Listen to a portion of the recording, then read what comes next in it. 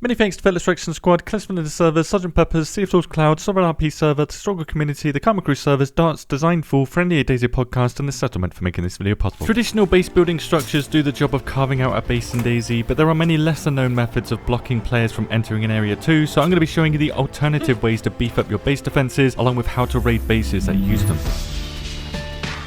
Pole barricading uses one of these poles here positioned like this to block narrow gaps like doorways. As you can see, it's a very common method and requires only a rope, 2 sticks and 2 logs to build. It's common because these poles cannot be damaged at all by any form of damage in DayZ, forcing players to use one of these 4 digging tools to raid this barricade. That's the only way you're going to get through this. You have to dig out the structure. However, by adding 1 frame to this structure, this option to destroy the pole does not appear. You can get this option from any angle, but when there's a frame on there, it does not allow you to dig.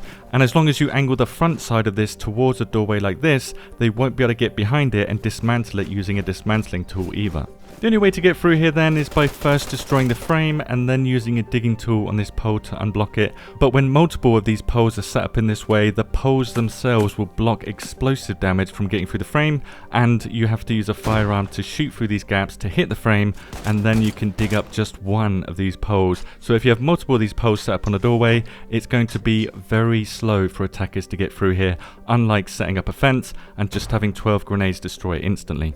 So this pole barricade is extremely effective against explosive attacks, but there is a huge disadvantage. You're not going to be able to pass through here either, even if you're the base owner. If you come across one of these and you're trying to get through it, the only way you're going to get through this is by destroying the frame and then digging up, essentially turning digging tools into a key to this lock. Lock methods also exist for fireplaces too, in that if you place an item inside of a fireplace, it cannot be picked up at all until you remove it, so it requires players to open their inventory, remove the item from the fireplace if they know that, and then move it to a location where it's not blocking them. And one such location where it can block them is staircases, as the collision hitbox of fireplaces will block you from ascending any sort of elevation, with most staircases requiring 2 fireplaces to fully block players, so you need to place 1 on each side, as a hitbox can be walked on from the side. Any type of elevated area that a player needs to ascend, such as these steps or even a ramp, are ideal places to slow down attackers using the fireplace method, requiring only 1 stick and 1 rag to create, and especially slows down players that don't understand that fireplaces must be empty to move them. In addition, lighting these fireplaces makes them impossible to move until the fire goes out or is extinguished by players, with the fireplace full of logs and sticks lasting over 1 real life hours. Even if you have the water to extinguish them, you need to stand there and pour the water on it, and then you need to wait 3 minutes for the fireplace to cool down enough for you to pick it up, with stone ovens being a buffed version of this. Now, most buildings and therefore stairs won't allow you to light fires on them, but stone ovens are built different. You can light them inside buildings, and because their hitbox is so much larger than regular fireplaces, you can actually use these to block entire doorways. Like pole barricades, fireplace barricades cannot be destroyed using any form of damage. You have to extinguish them, you have to remove any items inside, you have to wait 3 minutes for them to cool down, which for the stone oven means cooking items too. So drying slot items, which are hidden on the model by the way, can be used to stop players from picking them up. So if you see a stone oven blocking a door, make sure you check those drying slots too. After the fire is cooled down and all items have been removed, you will get the option to dismantle the stone oven, which takes quite a long time and is the only way to bypass this type of barricade.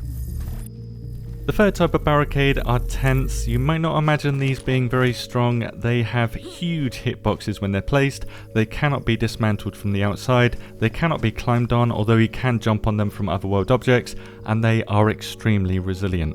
The military tent alone, or the large tent, can block large doors like this and has the highest health of any tent in the game of 2000, which can only be bypassed by bringing that health to 0 and therefore destroying it, removing that collision hitbox. Now, due to how strange damage is versus tents, I'm guessing it works on some sort of legacy damage system. 1 shot of an M4 does only 5 damage to this 2000 health tank. You will need 400 5.56 rounds in order to get through here, or 7 of these 60 round Stan eggs, and that's going to take 2 minutes to destroy anyway, which makes this large tent nearly twice as hard to breach as a wooden fence. Tents take more damage from weapons that fire multiple projectiles such as buckshot, so 8 pellets get shot out here, but you will still need 9 20 shell drum magazines for the Vega and 2 minutes to destroy one, so the M4 and the Vega are the same here. And FYI, tents can be repaired very rapidly with sewing kits while they're being damaged too, so it might be much longer than these 2 minutes. Explosives are a similar story, doing just 40% the damage to tents compared to base walls. Again, the damage system is not very good here, or maybe it's just a different system, I have no idea. So you will need 5 grenades to destroy just one tent, or 3 claymore mines, or 1 plastic explosive, which is a very expensive way to get rid of a tent. In terms of saving resources to get through these then, melee is certainly the best, but fists or the stone knife will take 13 minutes of attacking it, and that does not consider bleeds or how many stone knives that you need. Regular knives will take 6, you will need 2 regular knives to get through here, and for some reason the fire axe can destroy these in 5 minutes. Even though they do less damage to base walls, they destroy tents faster for whatever reason. So again, the damage to tents is really strange, and they are much stronger than they first appear. The Canopy tent is deceptive too. At first you may believe that it's useless for blocking doors because you can just open this little flap here and then just walk straight through it, but these poles can be used to block narrow doorways like this, with this method being almost impossible for melee to get through. You cannot use melee effectively here. Hitting the global health is going to be very difficult with melee. You have to use firearms or explosives, as getting the global health to 0 is what's going to destroy that tent, and it forces players to use a lot of resources in firearms and explosives just to get through one canopy tent here, making tents one of the best barricading methods on this list. Finally, for barricades, I did test ladders, but there appears to be no way to block these. There used to be a method to block them, but that has been fixed, and since vehicles can be pushed now, they are completely useless for barricading too, and you don't really want to waste a vehicle that's working on a barricade, with large vehicles even letting you crawl underneath them. Also, if all else fails when trying to get past a vehicle barricade, if someone has managed to actually do it, you have to ruin the engine and then travel 1500 meters away or around that distance, and then come back and it would have despawned because it's ruined, as long as no player is within 1000 meters of that vehicle. So it's probably best that barricading with vehicles isn't a thing in DayZ, because you can just camp next to a vehicle in your base and it can never be moved, as nearby players can stop them from despawning. If you have any additional barricading methods, do let us know below. Thank you very much for watching and have a good day.